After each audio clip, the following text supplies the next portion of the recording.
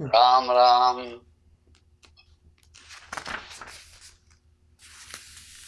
ராம் ராம். ஜெய ஜெய சங்கர ஹர ஹர சங்கர. ஸ்ரீ குருபியோ நம.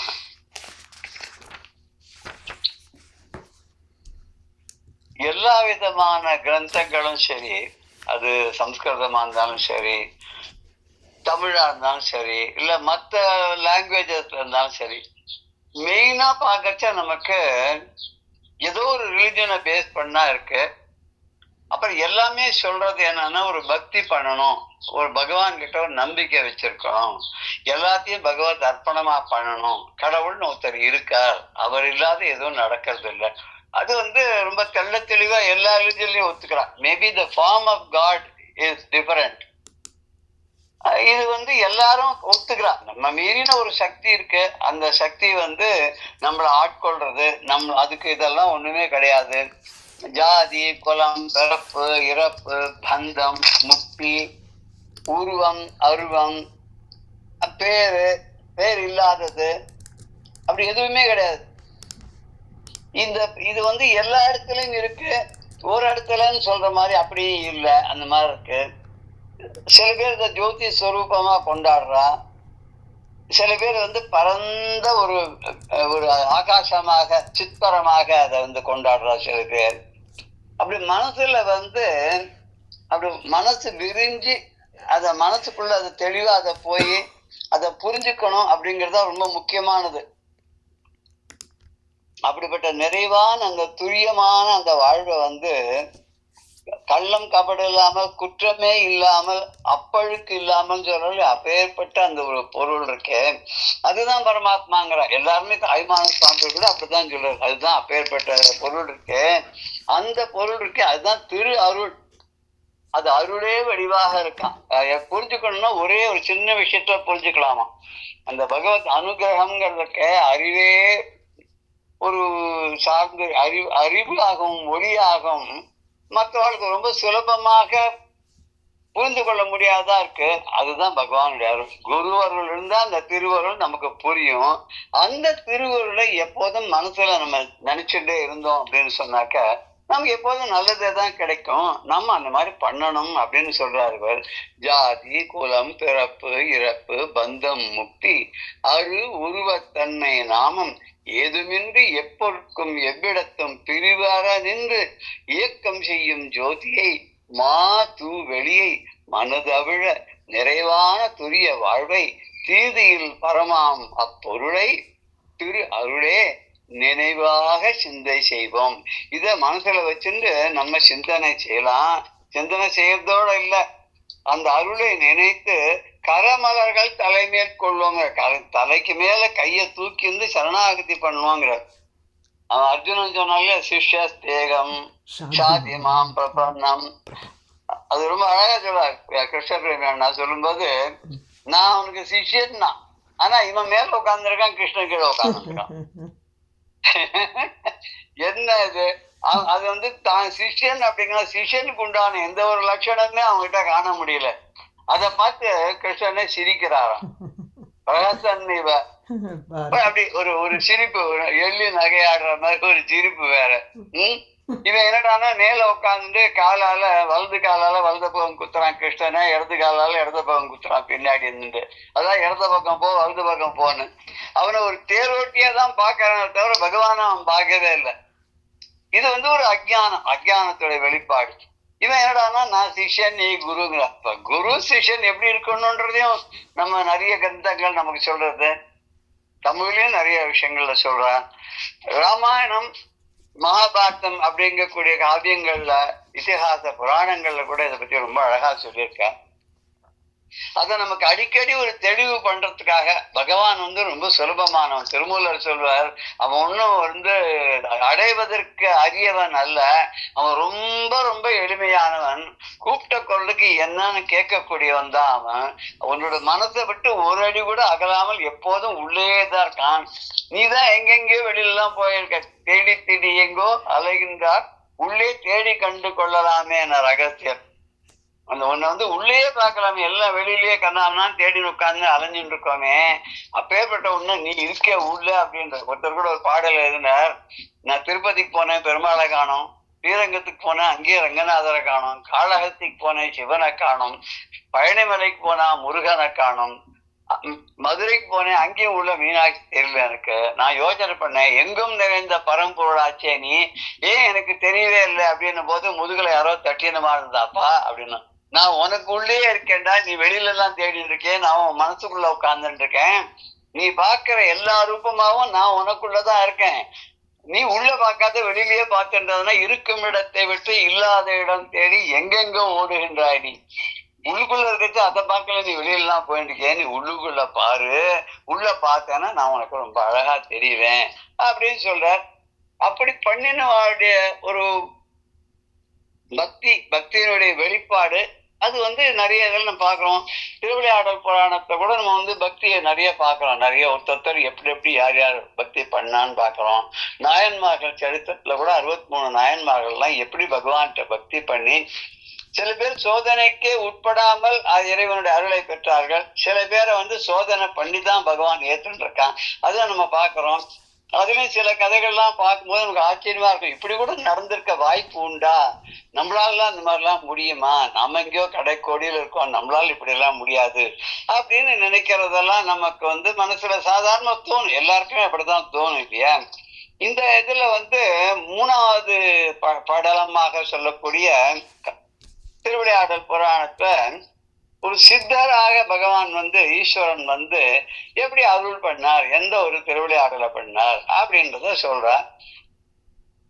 இந்த திருவிளையாடல்ல முக்கியமாக நம்ம கவனிக்க வேண்டியது என்னன்னா, மதுரை நகரம் அது எப்படி வந்து உருவாச்சு அப்படிங்கிறதான். ஒரு கதம்ப வனமாக இருந்த இடமானது ஒரு நான்மாட கூடலாக எப்படி மாறித்து அப்படின்றது இந்த 3வது படத்துல வந்து பாடல்களாக ஒரு 47 பாடல்களாக பரஞ்சோதி முனிவர் சொல்றார். இதையேதான் வந்து ஆலாசிய மையமே அப்படின்ற அந்த இதுலயும் வந்து அகஸ்தியரும் அதை தான் சொல்றார். இது கிட்டத்தட்ட எல்லாமே ஒரே மாதிரி தான் இருக்கு. அதை தழுவி இது எழுதுதான்.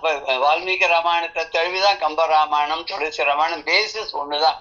அங்கங்க சில மாறுபாடுகள் அவளுடைய பார்வையில கொஞ்சம் ஒரு வித்தியாசமா வெளிப்படலாமே தவிர விஷயம் என்னவோ மெயினா ஒன்னாதான் இருக்குன்ற மாதிரி இங்கேயும் ஒன்னாதான் இருக்கு. இதுல வந்து முதல் பாடல் நம்ம பார்க்க போறோம் இன்னைக்கு. 471வது பாடல் வரிசை பிரகாரம் பார்க்கச்ச இந்த பாடலுக்கு இது வந்து முதல் பாடலாக இருக்கு.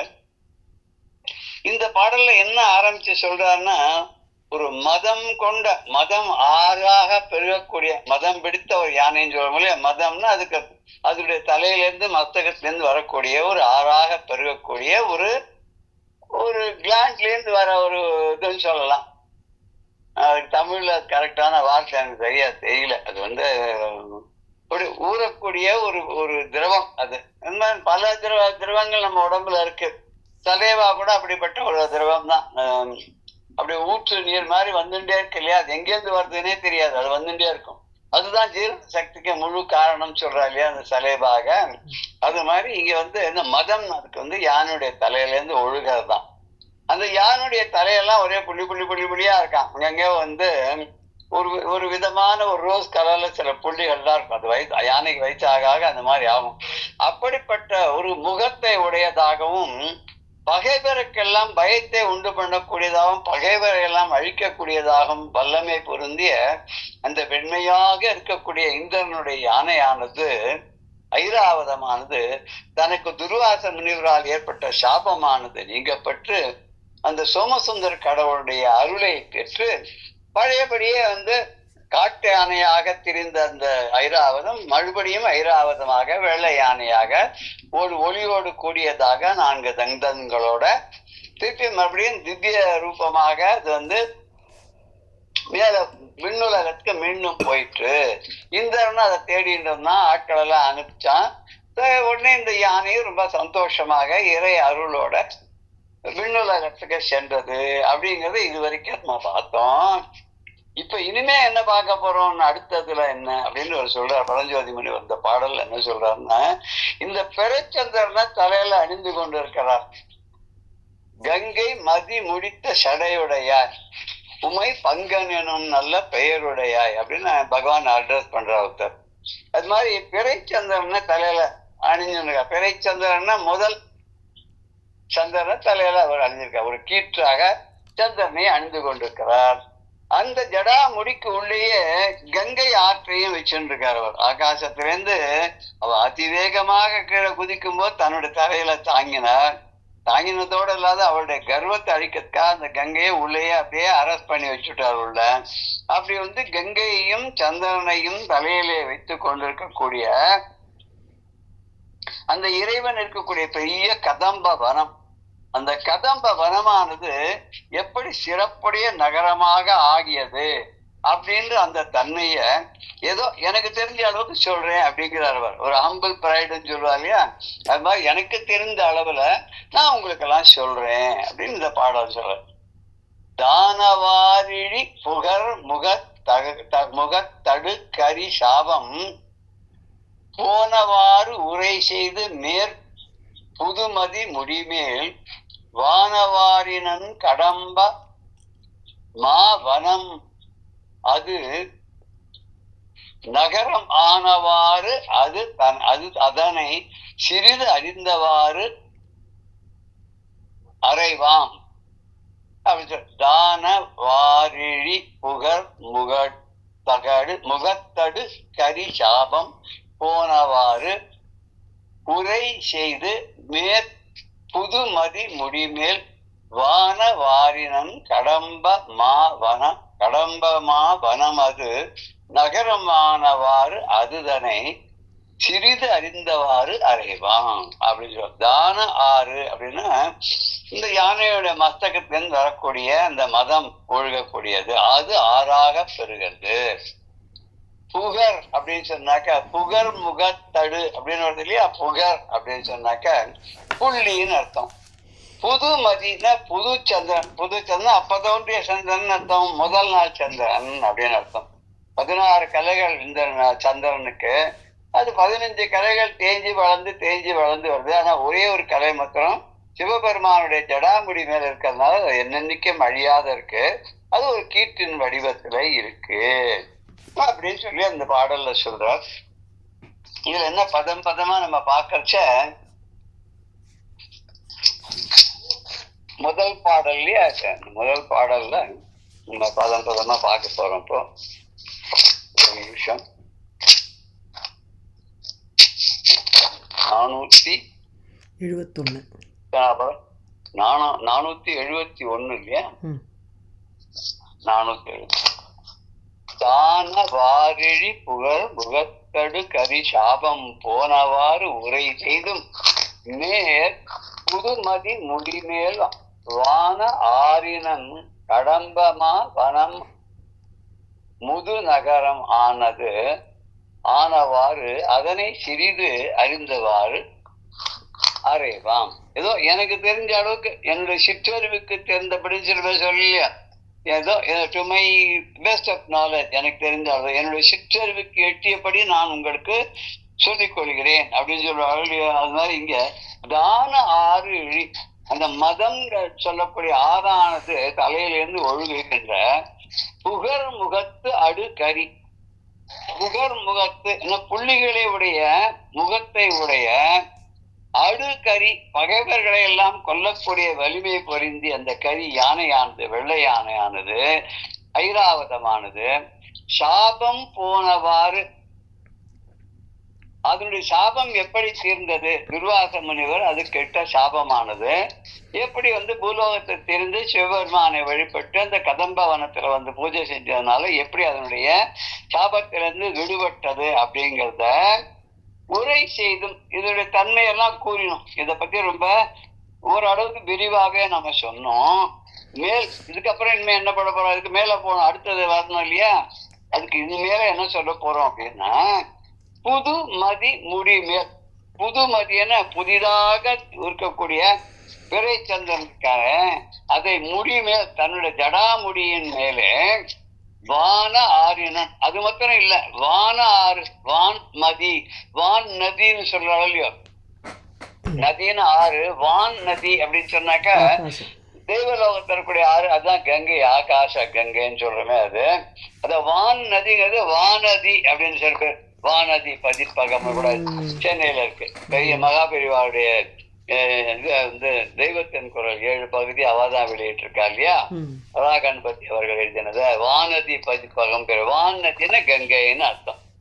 இங்க அந்த கங்கை ஆற்றினையும் பிழை மதியையும் தலையில அணிந்து கொண்டிருக்கக்கூடிய இறைவன், ஆறையும் தலையிலே வைத்துக் கொண்டிருக்கிறவன். இந்த ஆறுங்கிறத வச்சுட்டு ஒரு கவி வந்து ரொம்ப விளையாட்டு, 6 தலையுடையான் அப்படின்ற தலையில 6 வச்சுட்டு இருக்காங்க. 6 தலையுடையான எல்லாருக்கும் ஆறுதலை கொடுக்கக்கூடிய என்பார். இன்னொன்னு 6 தலையுடன 6 ஓடும் பக்கத்துல தலையை வைத்துக் கொண்டிருக்கிறவன். இந்த 6 தலைன்றத ஒரு பலவிதமாக அதை வந்து உபயோகப்படுத்தி பல கடவுளுக்கு அதை அப்ளை பண்ணி சொல்லியிருப்பார் ஒரு கவி. இது இங்க ஆறினன்னா 6 தலையில் உடையவன், வான ஆறினும் கங்கை ஆற்றை உடைய இறைவன், கடம்ப மாவனம் அவன் இருந்து இருக்கக்கூடிய தங்கி இருந்த அங்கு வந்து எல்லோரும் தேவர்களும் முனிவர்களும் மாணவர்களும் தானவர்களும் பூலோகத்தில் இருக்கக்கூடியவாகும் எல்லாரும் வந்து வணங்கிய அந்த பெரிய கடம்ப மாவனம், பெரிய கடம்ப வனமானது முது நகரம் ஆனவாறு அதனை, முது நகரம்னா ரொம்ப சிறப்பை உடைய ஒரு புராதனமான ஒரு நகரமாக அது எப்படி ஆச்சு, அந்த தன்மையை ஆனவாறு அதனை எனக்கு தெரிந்த அளவுக்கு அது எப்படி மாறுதுங்கிறத அறிந்தவாறு சிறிது அறைவாம். எனக்கு எவ்வளவு தெரியுமோ, எனக்கு எந்த அளவுக்கு என்னுடைய அறிவு கேட்டிருக்கோ, இந்த சிற்றறிவு கேட்டிய அளவுக்கு உங்களுக்கு நான் இதை விரிவாக சொல்றதுக்கு நான் முயற்சி பண்றேன் அப்படின்னு சொல்றார். அடுத்த பாடல் என்ன சொல்றார் அப்படின்னாக்க, இன்னரம்புலர் ஏழை எழால் மிடற்றடிகள் கிண்ணரம் பயில் கடம்ப மாவனத்தின் கீழ் சான் தென்னர் சேகரன் எனும் குலசேகரன் உலக மன்னர் சேகரன் அரசு செய்திருப்பது மணவூர். இப்ப ஒரு ஊரை பத்தி சொல்ல போறார். அந்த ஊரை பத்தி என்ன சொல்றார் அப்படின்னு கேட்டாக்க, இந்நரம்பு உல ஏழிசை எழான் மிடற்று, ஆமா, ஏழிசை மிடற்று எழால் அலிகள் அப்படின்னு இருக்கத மாத்தி போட்டிருக்காங்க.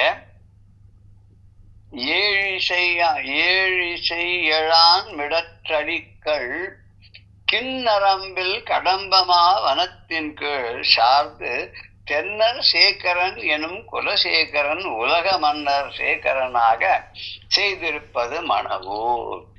இது வந்து ஒரு நரம்பு வாத்தியங்கள், நரம்பு வாத்தியம்ன்றது வீணை, யாழ், தம்புரான் இருக்குல்ல, இந்த மாதிரி நரம்பு வாத்தியங்களை அப்படி மீட்டுறதுனால எப்படி ஒரு அழகான ஒரு இசைக்கு வந்து ஒரு சுதி கூட்டுறதோ, அது போல தன்னுடைய தொண்டையிலேருந்தே ஒரு விதமான ஒலியை எழுப்பி ஒரு இனிய கீதம் மாதிரி பண்றதுதான் வண்டுகள்லாம்.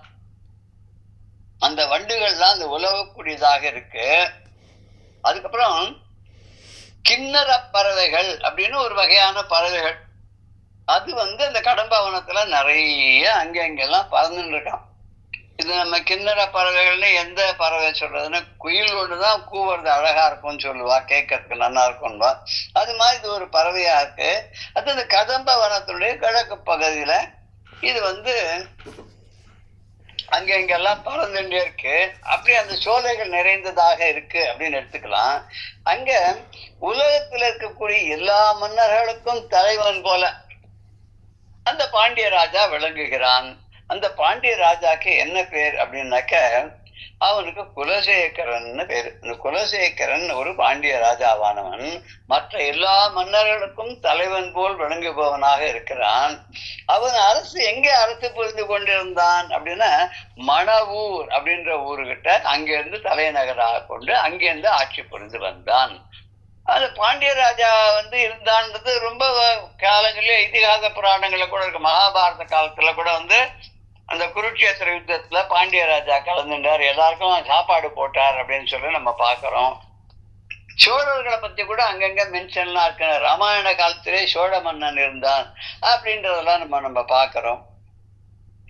அதாவது பாரத நாடுங்கிறது பலவிதமான மன்னர்களால ஆட்சி செய்யப்பட்டிருந்தாலும் அந்தந்த காலகட்டத்துல ஒத்தத்தரும் அவன் பெருமை மிக்கவராக இருந்திருக்கிறார்கள் தெரியுது. இந்த பாடல்ல உள அப்படின்னு சொன்னாக்க இந்நரம்பு உள, அங்க அப்படி பிரிக்கணும். இந்நரம்பு உள ஏழிசை. அப்பெல்லாம் நரம்பு வாத்தியம், இப்பதானே அது கம்பியில தந்தி வந்திருக்கு. அந்த காலத்துல அது ஒரு நரம்பு மாதிரி வச்சுன்னா அதை மீட்டிதான் அதிலிருந்து இசையை ஒலியை எழுப்பி வந்திருந்தார்கள். மிடரு அப்படின்னாக்க கண்டம் அப்படின்னு அர்த்தம். கண்டம்னா கழுத்து. அலினா வண்டு. கிண்ணறம் அப்படின்னா கிண்ணற பறவை. பயில் அப்படின்னு சொன்னாக்க அதுக்கு கிண்ணறம் பயில், அது அங்க விளங்கக்கூடியதாக, அங்கேயும் பறந்து செல்லக்கூடியதாக, அங்கேயே இருந்து இயங்குவதாக இருக்கக்கூடிய. தென்னர் அப்படின்னா தென்னாட்டை ஆண்டவர். தென்னாட்டை அந்த காலத்துல ஆண்டவர் பாண்டிய ராஜா. சேகரன் அப்படின்னா எல்லாருக்கும் தலைவனாக இருக்கக்கூடியவன், மகுடம் போன்றவன். சந்திரசேகரன் அப்படிங்கிறவங்க அவன் சேகரன்னா சந்திரனை தலையிலே மகுடமாக வைத்துக் கொண்டிருக்கிற மாதிரி இங்க சேகரன் மகுடம் போன்றவன், சிறந்த தலைவனாக விளங்கியவன் அப்படின்னு. மணவூர் அப்படின்றது ராஜா அங்க இருந்து ஆட்சி பண்ணான். இந்த மணவூர் அப்படிங்கிறது நிறைய மாதிரி திருமணஞ்சேரி அப்படின்லாம் இப்ப கும்பகோணம் பக்கத்துல ஊர்லாம் உண்டு. மணம்னா விவாகம் அப்படின்னு அர்த்தம். கல்யாணம் அப்படின்னு சொல்றது இப்ப தமிழ்ல நம்ம சாதாரண சொல்றது கலோக்கியல எங்க கிளப்பிட்டால் அப்படின்னா ஒரு கல்யாணத்துக்கு போனோம், ரொம்ப சொந்தக்காரா வேண்டியவா அப்படின்னு சொல்றோம் இல்லையா. கண்டிப்பா போயே ஆகணும், குழந்தையில இருந்து அந்த பையனுக்கு தெரியும், நேரம் கூப்பிட்டுட்டு போகணும் அப்படின்னு சொல்றோம் இல்லையா. அப்போ மனம் அப்படின்னா திருமணம், திருமணம்னா கல்யாணம். மணவூர்னா கல்யாணபுரி அப்படின்னு, மயிலாபுரி அப்படிங்கிற மாதிரி கல்யாணபுரம் அப்படின்னு எடுத்துக்கலாம். கல்யாணபுரம் அப்படிங்கக்கூடிய அதனுடைய தமிழாக்கம் மணவூர் அப்படின்னு இருக்கலாம். அந்த காலத்தில் தமிழ் ஒரு சிறப்பான ஒரு மொழியாக விளங்கி வந்ததுனால பாண்டிய ராஜாக்கள் தமிழை வளர்த்தார்கள். சோழர், சேரர், பாண்டியர் எல்லாரும் தமிழை வளர்த்தார்கள்னு பாக்குறோம். அந்த காலத்துல நிறைய புலவர்கள்லாம் கூட இருந்தா அப்படின்றத நம்ம பாக்குறோம். அதுல முக்கால்வாசி தென்னாடுடைய சிவனை போற்றிங்கிற மாதிரி ஆழ்வார்கள் காலத்துக்கும் முன்னாடியே இருந்த பல பேர் சிவபெருமான வழிபட்டு அவர் மேல நிறைய பாடல்கள் எல்லாம் பாடியிருக்காங்கிறதும் நமக்கு தெரியுது. பிற்காலத்துல நாயன்மார்களுக்கு அப்புறம் நாயன்மார்களும் நிறைய பேர் வந்திருக்கா, ஒரு ஸ்டேஜ் வரைக்கும் இருந்திருக்கா. அவளும் தமிழை நிறைய வளர்த்திருக்கார்கள். அப்பேற்பட்ட அந்த ஊரை பத்தி நம்ம பதம் பதமா பார்க்கலாம். இன் நரம்பு உலர், இனிய நரம்புகளை மீட்டக்கூடியதால் ஏற்படக்கூடிய ஏழு இசை சப்த ஸ்வரங்களோடு கூடிய ஏழிசை அந்த தன்னுடைய தொண்டையிலிருந்து ஏற்படுத்தக்கூடிய அந்த ஒலியினால அப்படி சுதி கூட்டுற மாதிரி இருக்கான். ஏழு இசைன்னாக்க சப்த ஸ்வரங்களாலான இசையை வெளிப்படுத்துவது போல மிடற்று எழால் அடிகள். மிடற்றுன தொண்டை, அதிலிருந்து உண்டாக்கக்கூடிய ஓசையை உடைய வண்டுகள். அந்த வண்டுகள்லாம் தன்னுடைய தொண்டையிலேருந்து அந்த ஒலி எழுப்புறது. அதை நம்ம என்ன சொல்றோம், வண்டுகள் ரீங்காரம் பண்றது அப்படின்னு நம்ம சொல்லுவோம். ரீங்காரம்னா வண்டுடைய ஒலி இருக்கிற மைன்னு ஒரு சத்தம் இருக்கும். நம்ம கூட அதை அதை சுத்தியா அப்படி வச்சுட்டு நம்ம சங்கீத பயிற்சி கூட பண்ண முடியும். அவவா தக்கத்துக்கு சுதிக்கு தகுந்த மாதிரி அதை வச்சு பண்ண முடியும். சில சமயத்துல அந்த காலத்துல அந்த பழைய டியூப் லைட் எல்லாம் பார்த்தா கூட அது ஒரு ரொம்ப பழசா போயிட்டுனா அதுல ஒரு சத்தம் ஒண்ணு வரும், ஒரு சத்தம் வரும். அது கூட இந்த சப்த ஸ்வரத்துல ஏதோ ஒரு ஸ்வரத்தோட இணைஞ்சதாக இருக்கும். நம்ம அதை அழகா பிடிச்சிட்டோம்னா அதோட கூட சேர்ந்து கூட நம்மளால இசைக்க முடியும் அப்படின்னு சில பேர்லாம் சொல்லுவாங்க. ஆனா எதுவுமே பிரயோஜனம் இல்லைன்றது உலகத்துல கிடையாது. எல்லாத்தாலையும் பிரயோஜனம் உண்டு. ஏதோ ஒரு பயனை கருதிதான் இந்த உலகத்துல இருக்க எல்லா படைப்புகளுமே இருக்கு அப்படின்னு பெரியவாள்லாம் சொல்றாங்க. அப்படி அந்த வண்டுகள்லாம் ஓசை செய்யக்கூடியதாகவும் கிண்ணறம் பயில் இசை பாடுகின்ற ஒரு பறவை அப்படின்னா அது குயில் தான் இருக்க முடியும். குயிலுடைய குரல் தான். குயிலின் குரலை கிளியன் நாவை இருப்பிடம் கொண்டாள்னு பாரதியார் பாடுவார். சரஸ்வதி பத்தி பாடுவார். வெள்ளை தாமரை பூவினில் இருப்பார், வீணை செய்யும் ஒலியில் இருப்பார், கொள்ளை இன்பம் கொலவு கவிதை கூறும் பாவலர் உள்ளத்திருப்பாள் சொல்லிட்டு எங்கெல்லாம் சரஸ்வதி இருக்கான்னு சொல்லிட்டு வர்றாரு இல்லையா, அதுல இந்த வார்த்தையை அவர் யூஸ் பண்றாரு இல்லையா.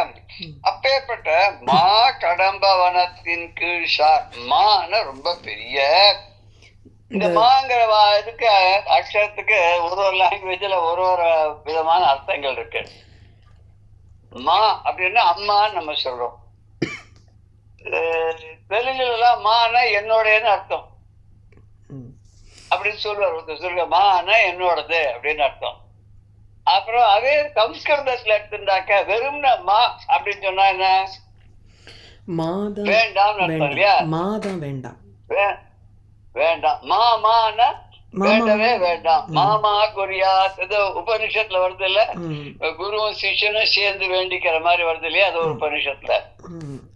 மாமா மாமா குறியாத். அதே தமிழ்ல 2 மா சேர்த்து போட்டோம்னா மாமான அம்மாவோட கூட பிறந்தவர்னு ஆயிடுது.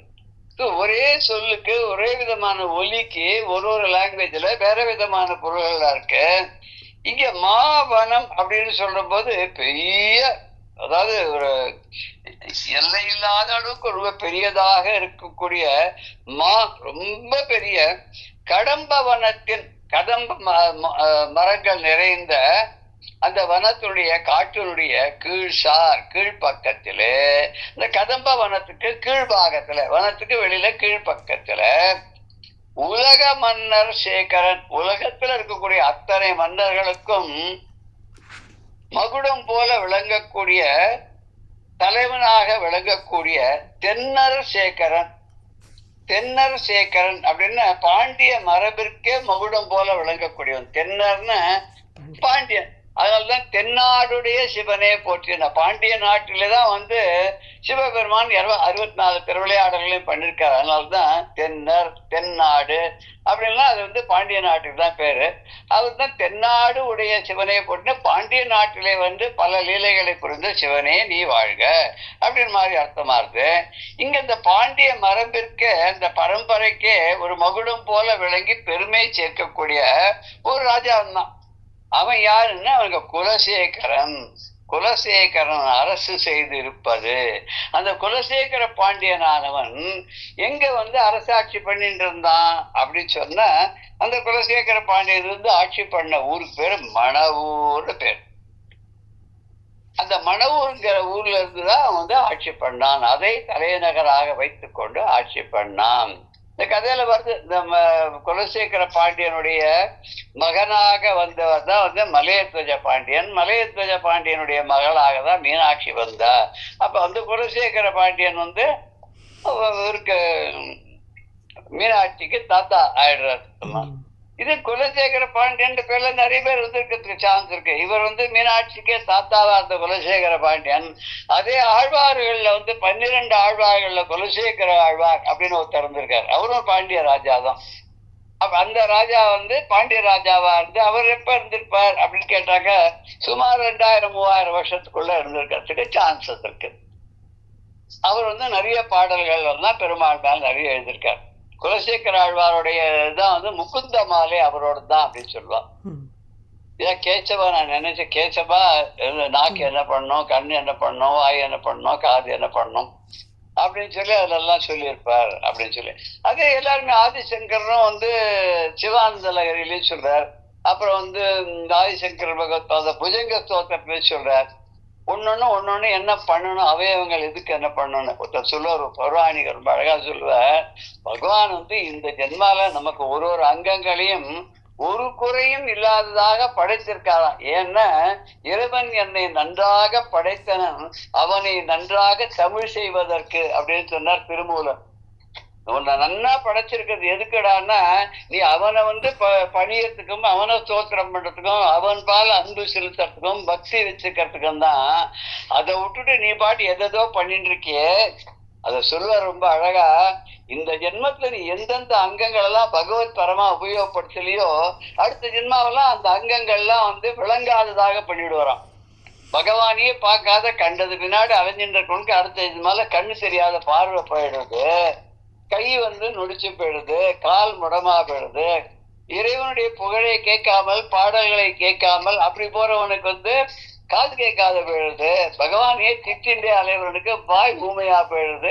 இப்படி நிறைய சொல்றோம். அதுக்கு நம்ம கதை கூட இருக்க. காளிதாசன் வந்து சரஸ்வதியை வந்து ஏதோ சொன்னா, தப்பான வார்த்தையை உபயோகப்படுத்தி சொன்னான் அப்படின்னு உடனே அவர் சாபம் போட்டுறாலையா, அடுத்த ஜென்மால நீ வந்து ஊமையா பிறக்கணும் அப்படின்னு சொல்லி. அவர் தான் வந்து மூக்க கவியாக காஞ்சிபுரத்துல வந்து பிறந்தாரு சொல்லலையா. அப்ப கூட அவன் கேட்டானா, நீ நான் செஞ்ச தப்புதான், நீ தண்டனை கொடுக்கறது நியாயம்தான், ஆனா ஒரே ஒரு இது மட்டும் எனக்கு ஒரு சகாயம் பண்ணு, நான் ஊமையா பிறந்தாலும் உன்னையே பாடக்கூடிய கவியாக நான் பிறக்கணும், எனக்கு ஆசீர்வாதம் பண்ண நானும். அது மாதிரி வந்து பகவான் ஒரு ஒரு அங்கங்களையும் ஏன் படைத்திருக்கான்னா அவன் பொருட்டு நாம வந்து எப்படியெல்லாம் நம்ம வாழ முடியும், பக்தி பரமாக வாழ முடியும் அப்படின்றதுக்கு. இந்த பாண்டிய ராஜாவும் ரொம்ப பக்தி பரனாக இருந்து கொண்டு எல்லா மன்னர்களுக்கும் தலைவனாக விளங்கி கொண்டு இருந்தான். அந்த பாடலை சொல்றது. அடுத்த பாடல் வந்து என்ன சொல்றது அப்படின்னு சொன்னாக்க,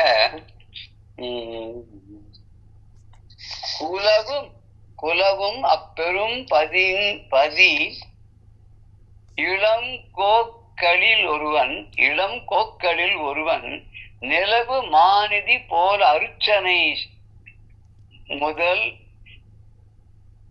நியதி பலவும் மான் சிவ தருமமும் தேடுவான் பரன்பா தலைமை சான்ற மெய் அன்பினன் தனஞ்சயன் என்பான். இப்ப இன்னொருத்தரை பத்தி சொல்ல போறார். என்னமா ஒண்ணும் இல்ல, யாரோ குறுக்க ஏதோ சொன்ன மாதிரி. இந்த நகரத்துல முதல்ல ராஜா பத்தி சொன்னார். அவர் குலசேகரன் ஒரு ராஜா, பாண்டிய ராஜா. அவன் மணவூர் அதாவது தலைநகராக கொண்டு ஆட்சி பண்ணிட்டு வந்தான் அப்படின்னு அந்த பாடல சொன்னார். அடுத்த பாடல்ல வந்து இன்னொருத்தரை பத்தி இன்ட்ரோடியூஸ் பண்றார். இப்ப நம்ம வந்து அந்த காலத்துல எல்லாம் என்ன பண்ணாத, தெருக்கூத்துன்னு ஒண்ணு உண்டு. அதுல வந்து ஒரு கட்சியங்காரன் ஒருத்தன் வருவான். இந்த கட்சியங்காரங்கிற வந்து என்ன பண்ணுவான்னா அவன் தான் ஒரு கேரக்டரையும் இன்ட்ரோடியூஸ் பண்ணுவான். சூத்திரதாரன் இவன் வந்து சொல்லுவான், இப்ப யாரு சூத்திரதாரன், இவன் வர போறான் அர்ஜுனன். அது மாதிரி சூத்திரதாரன் சம்ஸ்கிருதத்துல அந்த மாதிரி கேரக்டர் இப்ப வந்து ஆமா கேரக்டரை இன்ட்ரோடியூஸ் பண்ணுவான். அர்ஜுனன் வந்து என்னன்னு அப்படியே வருவான். அவன் வந்து வில்ல மேல கையில பிடிச்சிட்டு அவன் இவன் சொன்ன உடனே அங்கேருந்து வருவான். இன்னும் சில கேரக்டர் என்ன பண்ணுவான்னா ரெண்டு பேர் ரெண்டு பக்கமா நின்று ஒரு ஸ்கிரீனை பிடிச்சிட்டு இருப்பான். அதுக்கு பின்னாடி ஒருத்தர் இருப்பா. இவன் பாட்டு பாடிட்டே இருப்பான். அவருக்கு ஒரு 10 இடத்துக்கு வந்தோடனே ஸ்கிரீனை கீழே போட்டா பார்த்தா பின்னாடி ராஜகுமாரி இருப்பான். இது மாதிரி ஒரு இன்ட்ரோடியூஸ் பண்ணுவா இல்லையா, கட்சியங்காரன் இன்ட்ரோடியூஸ் பண்றான். அந்த மாதிரி கேரக்டரை இன்ட்ரோடியூஸ் பண்றது. இப்ப நம்ம சீரியல் எல்லாம் கூட பாக்குறோமே, சம்பந்தமே இல்லாத திடீர்னு ஒருத்தன் வருவான். பார்த்தா அவன் அடுத்ததுல இருந்து ரொம்ப இம்பார்ட்டன்ட் ஆயிடுவான். அது மாதிரி கதையை வந்து மகாபாரதத்தை மாதிரி 10 மகாபாரதம் அளவுக்கு எழுதக்கூடியவாள்லாம் நீங்க சீரியல் எல்லாம் பண்ண ஆரம்பிச்சிட்டான். அதுல இப்படிதான் வந்து ஒரு கேரக்டரா இன்ட்ரோடியூஸ் பண்ற மாதிரி இவர் வந்து இந்த திருவிளையாடல் புராணத்திலையும் பரஞ்சோதி முனிவர் அடுத்த பாடல்ல புது கேரக்டரை இன்ட்ரோடியூஸ் பண்றாரு. அது முன்னாடி பாடல்ல ராஜா பத்தி சொல்லியாச்சு, அந்த ஊர்ல எந்த ராஜா ஆட்சி பண்ணிட்டு இருந்தான் அப்படின்னா. அடுத்த பாடல்ல வந்து ஒரு புதுசா ஒரு கேரக்டரை இன்ட்ரோடியூஸ் பண்றார். என்ன, குலவும் அப்பெரும் பதி இளம் கோக்களில் ஒருவன் நிலவும் மாநிதி போல் அருச்சனை முதல் நியதி பலவும் மாஞ்சி சிவ தர்மமும் தேடுவான் பரன்பால் தலைமை சார்ந்த மெய் அன்பினான் தனஞ்சயன் என்பான். அவனுக்கு பேர் தனஞ்சயன் அப்படின்னு ஒரு கேரக்டர். தனஞ்சயன்னா பணத்தை செல்வத்தை வெற்றி கொள்பவன், ஜெயித்து நிறைய சேர்க்கிறான். அர்ஜுனனுக்கு தனஞ்சயன் பேர் இல்லையா, அவனுக்கு தனஞ்சயன்ற பேரே வந்து அந்த இதுக்கு அப்புறம் தான் ஏற்பட்டதுல, இந்திரபிரஸ்தத்து போது அப்புறம் தான் அவனுக்கு அந்த பேர். எல்லா ராஜாக்களையும் ஜெயிச்சு தர்மபுத்தருடைய யாகத்துக்கு பணம் கொண்டு வந்தனால தான் அவருக்கு அந்த தனஞ்சயன் பேர் வந்தது. இங்க தனஞ்சயன்னா இவன் ஒரு வியாபாரி. இவன் வந்து ஒரு வியாபாரி, வணிகன். இவனுக்கு வந்து வியாபாரம் பண்ணி அதுல பொருள் சேர்ப்பது. இந்த வணிகன் எப்பேற்பட்டவனோ ரொம்ப நல்லவன். இவன் வந்து கெட்ட வழிக்கெல்லாம் போக மாட்டான். ரொம்ப தர்மமான வழியிலேயே சம்பாதிக்க கூடியவன். அவன் எப்படி சம்பாதிப்பான் அப்படின்னு அந்த பெரிய நகரத்துல ரொம்ப, அது வந்து அந்த மதுரைக்கு முன்னாடியே மணவூர் அந்த நகரத்துல நல்ல குலத்துல, வணிகர் குலத்துல, வைசியர் அப்படின்னு சொல்லலாம் இல்லையா, இந்த வைசிய குலத்துல நிறைய பொருள் ஈட்டுவது போல நிறைய பணம்லாம் சம்பாதிச்சான். அந்த காலத்துல எவ்வளவு சம்பாதிக்க முடியுமோ தர்மமான வழியில பொருளை சம்பாதிச்சு அதனால வரக்கூடிய நேர்மையான இன்பங்களை எல்லாம் அனுபவித்து கடைசியில் இதெல்லாம் போறோம் அப்படின்னு விட்டு வெளியில வரோம் இல்லையா, அதானே அறம் பொருள் இன்பம் வீடுன்றது. இது மாத்திரம் இல்லையா, அவன் நியமமா எப்படி பூஜை பண்ணுமோ அப்படி பகவான பரமேஸ்வரனை அர்ச்சனை செய்தான். ஒரு சில இடங்கள்ல பரமேஸ்வரன் ரொம்ப பிரபலமாக இருக்க, ஒரு சில இடங்கள்ல மகாவிஷ்ணு பெருமாள் பிரபலமாக இருக்கார். ஒரு குரூப் ஒரு மாதிரி கடவுளை வணங்கி இருக்கார். இவன் அர்ச்சனை எல்லாம் பண்ணுவான், பூஜை எல்லாம் பண்ணுவான். காத்தால எழுந்து குளிச்சு நியமத்தோட சுவாமிக்கு அலங்காரங்கள்லாம் பண்ணி அபிஷேகங்கள்லாம் பண்ணி அந்த நியமத்தை கடைபிடித்து அர்ச்சனை எல்லாம் பண்ணி சிவனுடைய அருளை அவன் தன்னுடைய புண்ணிய காரியங்கள்னால சிவனுடைய அருளை பெற்றவனாக இருக்கான். இறைவன் கிட்ட ரொம்ப உண்மையான அன்பை உடையவனாகவும் அவன் இருக்கான். அவனுக்கு தனஞ்சயன் அப்படின்னு ஒரு பேரு அப்படின்னு சொல்ற. குலவும் அப்படின்னா அப்படி பிரகாசமாக ஒரு ஒரு பெருந்தகையாக ஒரு இம்பார்ட்டன்ட் பர்சனாலிட்டியாக விளங்கக்கூடிய அப்பெரும்பதி இளங்கோக்களில் ஒருவன். அப்பெரும்பதி அந்த பெரிய நகரத்துல உள்ள இளம் கோக்களில் ஒருவன். இளம் கோ அப்படின்னா இந்த இடத்துல வணிகன் அர்த்தம்.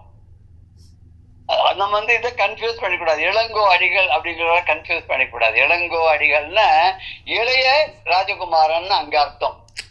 இங்க இளம் கோன்னு அரசனுக்கு ஒப்பாக இவர்கள் செல்வம் செருக்கோட இருந்தால வாழ்க்கையில இளம் கோன்னு. இப்ப டெபுட்டி மினிஸ்டர் ஜாயிண்ட் செக்ரட்டரி அப்படின்லாம் வருது இல்லையா, அது மாதிரி இவர் ராஜாக்கு ஜாயிண்ட் ராஜா அப்படின்னு வச்சுக்கலாம்.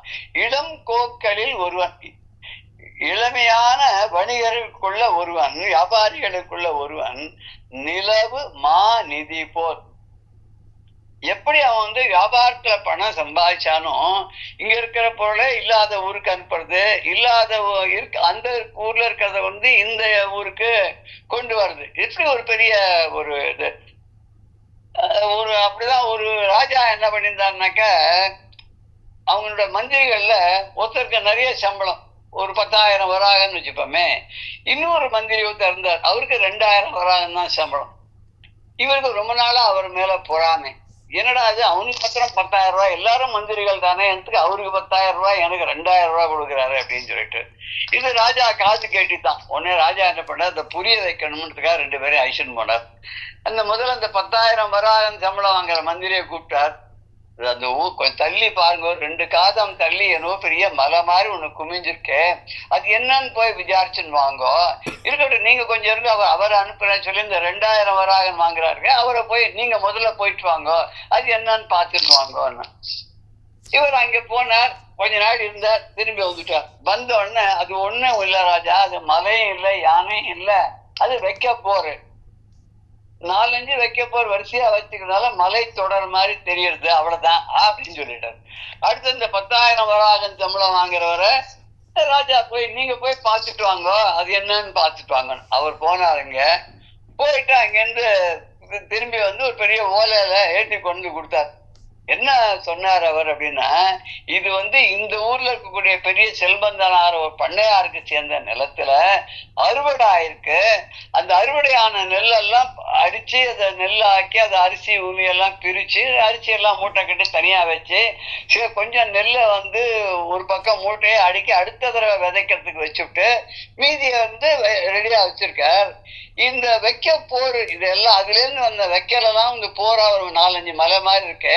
இத அடுத்த ஒரு தேசத்துல இவருடைய சொந்தக்கார ஒருத்தர் இருக்கார், அவர் ஊர்ல நிறைய ஒரு மாடெல்லாம் வச்சிருக்கார், 100-150 மாடு வச்சிருந்து அதை பால்லாம் கறந்து அதை வியாபாரம் எல்லாம் பண்ணி எல்லாம் பண்ணிருக்கார்.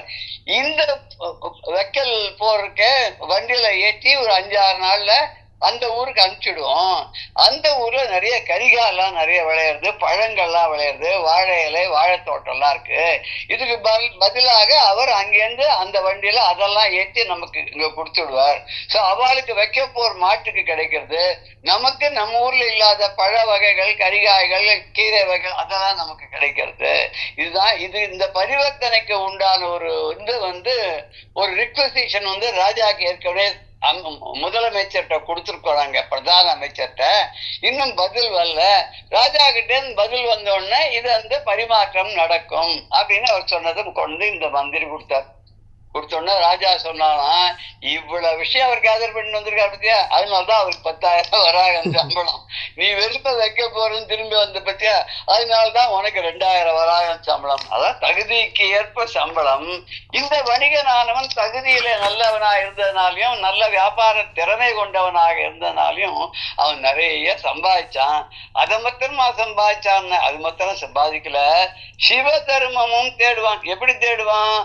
அவன் வந்து அர்ச்சனை முதல் நியதி பலவும் ஆம். அர்ச்சனை முதலான பல கடமைகள், சோடசோபச்சாரம் அப்படின்னு சொல்றோம்னு சுவாமிக்கு, அதுல இருந்து முதல்ல இருந்து என்னென்ன பண்ணுமோ அபிஷேகங்கள்லாம் பண்ணி, அப்புறம் ஆடை அலங்காரங்கள்லாம் வச்சு, அதுக்கப்புறம் சோடசோபச்சாரங்கள்லாம் பண்ணி, அப்புறம் அர்ச்சனை நைவேத்தியம் எல்லாம் பண்ணி, தீபார்த்தனெல்லாம் கட்டி, எது முறைப்படி என்ன செய்யணுமோ அத்தனையும் இவன் வந்து இந்த வணிகனானவன் பண்ணி தர்மம் தேடுவான். சிவ தர்மம் தேடுவான்னா சிவனுடைய அருளுக்கு பாத்திரமாகி அவருடைய கடாட்சத்தை பெற்று அதனால வந்து ஏற்பட்ட ஒரு தர்மம் அதை தேடுவான். நமக்கு ஒரு நல்ல தர்மம் சொன்னா இந்த இடத்துல வந்து நல்ல பலனை தேடுபவனாக, சில புண்ணியங்களை எல்லாம் ஈட்டுபவனாக, பரன்பால் பரம்பொருள் அப்படிங்கிற போல எல்லாத்தையும் விட உயர்ந்த பொருளாக இருக்கிறது பரம்பொருள் அப்படின்னு சொல்றோம் இல்லையா. அந்த பரம்பொருளாக இருக்கக்கூடிய அந்த பரன் அந்த இறைவனாக இருக்கக்கூடிய கதம்பவனத்து பெருமானாக இருக்கக்கூடிய அந்த சோமசுந்தர கடவுள் இருக்காரு. அவர்கிட்ட தலைமை சார்ந்தன்னா சிறந்த இது தவிர வேற ஒண்ணும் கிடையாது அவனுக்கு. மத்த எதுவுமே லட்சியம் கிடையாது அவனுக்கு. என்னன்னா சிவபெருமான்ட்டு அன்பு செலுத்துறதும் பூஜை பண்றதும் தான் அவனுக்கு. 2 வேலை, வியாபாரத்தை கவனிக்கணும், சிவ பூஜை பண்ணணும். அந்த காலத்து நம்ம பார்க்கலாம், நிறைய பேர் வந்து ருத்ராட்சம் கழுத்துல போட்டுருப்பா, விபூதி இட்டுருப்பா, பூஜை எல்லாம் பண்ணிட்டு தான் அந்த வேலையே தொடருவா. அது இன்னைக்கே நிறைய பேர் இருக்கா. சிவபரமா வாழக்கூடியவா வந்து நிறைய வைசியாளர்கள் இருக்கா, பிள்ளமா இருக்கா, முதலியார்கள்லாம் இருக்கா. விஷ்ணுபரமா வாழக்கூடியவா அவளும் இருக்கா. அப்படி ஒருத்தர் குலதெய்வமா சிவ கோத்திரம் அப்படின்னு சொல்லுவா. சில பேர் விஷ்ணு கோத்திரம் அப்படின்னு சொல்லுவா. சிவனுக்கு நேரடியாக அந்த வழியில் வந்தவர்கள், விஷ்ணுவோடைய குலத்தில் நேராக வந்தவர்கள் அப்படின்னு அவள்லாம் நம்ம சொல்றோம் இல்லையா. அப்படி தலைமை சார்ந்த அப்படின்னாக்க ரொம்ப தலைமை பொருந்திய வணிகர்களிலேயே சிறப்பு உடையவனாக இருக்கக்கூடியவன் அவன். அந்த சிவபெருமான் கிட்ட உண்மையான அன்பை உடையவன். மெய் அன்பினான். மெய்னா உண்மைன்னு அர்த்தம். இன்னொன்னு மெய்னா இன்னொரு அர்த்தம் கூட இருக்கு. உடலுக்கும் மெய்யின் பேரு. உடல் வந்து பொய்யானது, காயமே இது பொய்யடா காற்றடைத்த பையடா அப்படின்னு ஒரு பாட்டு ஒண்ணு உண்டு, பழைய காலத்து பாட்டு. அது இந்த உடம்பு வந்து மெய்ன்னு நாம நினைச்சுட்டு இருக்கோம். இது பொய்யான உடம்ப நம்ம மெய்ன்னு நினைச்சுட்டு அந்த பொய்யான உடம்புக்கு அழகு சேர்த்து நம்ம பார்த்து உட்காந்துருக்கோம். ஒரு நாள் அது அழிஞ்சு போயிட போறதுன்றது நமக்கு தெரியல. அழியாத உள்ள இருக்கக்கூடிய அந்த ஜீவன், அந்த பரமாத்மாவை நம்ம புரிஞ்சுக்கிறதே இல்லை. இவன் வந்து மெய்யான அன்பை உடையவன், தலைமை பண்பு உடையவன். அவன் வந்து எப்பேற்பட்டவன்? அந்த பரமேஸ்வரன் கிட்ட உண்மையான அன்பை உடையவனாக இருக்கிறான். அவனுக்கு என்ன பேரு? தனஞ்சயன்னு பேரு. தனஞ்சயன்னு பணத்தை வெற்றி கொள்பவன், செல்வத்தை அதிகமாக சேர்த்து வைத்தவன், வெற்றி கொண்டு செல்வத்தை ஆள்பவன் அப்படின்னு அர்த்தம். தனஞ்சயன்னா நாட்டை ஆள்வது போல் செல்வத்தை ஆள்கிறான் இவன். இவன்கிட்ட எல்லா விதமான செல்வங்களும் நிறைஞ்சு இருக்கு அப்படின்னு அர்த்தம். செல்வங்கள்னா அந்த காலத்துல பார்த்தா இப்ப இருக்கிற மாதிரி இப்ப எவ்வளவு எப்படி இருக்கு, எவ்வளவு இதுல ஷேர்ஸ் வச்சிருக்கோம், எவ்வளவு டிவிடெண்ட் வருது, அதெல்லாம் தானே இப்ப நம்ம பாக்குறோம். அந்த காலத்துல செல்வம்னா எவ்வளவு வராக்கல் வாக்கிட்ட இருக்கு, எவ்வளவு வந்து ஏக்கரா நிலங்கள் இருக்கு, எவ்வளவு பசுமாடுகள் இருக்கு அப்படின்றது அந்த காலத்துல இத்தனை மாடு இருக்கு அப்படின்னு சொல்லி ஒரு கணக்கு சொல்லுவாங்க. இவ்வளவு இருக்குன்னு சொன்னா அவர் வந்து ரொம்ப ரொம்ப பெரியவர். அதனாலதான் பெரிய பண்ணை சின்ன பண்ணைன்னு சொல்லுவா. பெரிய பண்ணை யாருன்னா இந்த அளவுக்கு மேல இவ்வளவு இருக்கிறவ பெரிய பண்ணை. அதே மாதிரி சிறிய பண்ணைன்னா செகண்ட், அதுக்கு அடுத்தது. அப்புறம் அவளுடைய பிள்ளைகளுக்கு எல்லாம் இவான்னு பேரு, சில ஜமீன்தாருடைய இளவல்கள் அவள்லாம். பிற்காலத்தாவல சில பேர் வந்து மைனர்னு கூட பேர் வச்சுப்பா. மைனர்னா ஏழை சிறியவர்னு அர்த்தம். மேஜர் மைனர், அது மைனர்ங்கிறது ஒரு ஆளுக்கோட தகுதியாவே சில ஊர்களெல்லாம் அது பேசப்பட்டு வந்தது. இந்த தனஞ்சயன் இருக்கான ரொம்ப பெரிய வணிகன், நிறைய சம்பாதிச்சான். சம்பாதிச்சோடு மட்டுமில்லாத சிவபெருமான் கிட்ட ரொம்ப ஈடுபாடு கொண்டு பூஜை எல்லாம் செய்து அவனுடைய அருளுக்கும் பாத்திரமாகி ரொம்ப நல்லபடியாக வாழ்ந்து வந்தான். ஒரு பக்தி பரனாக வாழ்ந்து வந்தான். இணை சொல்ல முடியாத ஒரு செல்வந்தனாகவும் தான். செல்வந்தனாக இருந்த அதே சமயத்துல பக்திமானாகவும் இருந்து அந்த பரமேஸ்வரனுடைய அருளுக்கு பாத்திரமானவனாகவும் இருந்து கொண்டு ஒரு ரோல் மாடல் மாதிரி எல்லாருக்கும் இருந்தான். இல்ல, இளம் கோக்கள் அப்படின்னாக்க வைசியர்கள் அப்படின்னு பேரு. இதுல வந்து வேற ஒன்றும் கஷ்டமான வார்த்தைகள் இதுல நம்ம பார்த்துட்டோம். இதுக்கு அப்புறம் வந்து இவன் என்ன பண்ணா அப்படிங்கிறது அடுத்த பாடல சொல்ல போறார். அடுத்த செஷன்ல நம்ம பார்க்கலாம். ஜெய ஜெய சங்கர, ஹர ஹர சங்கர, ஸ்ரீ குருபியோ நமக. ராம் ராம்.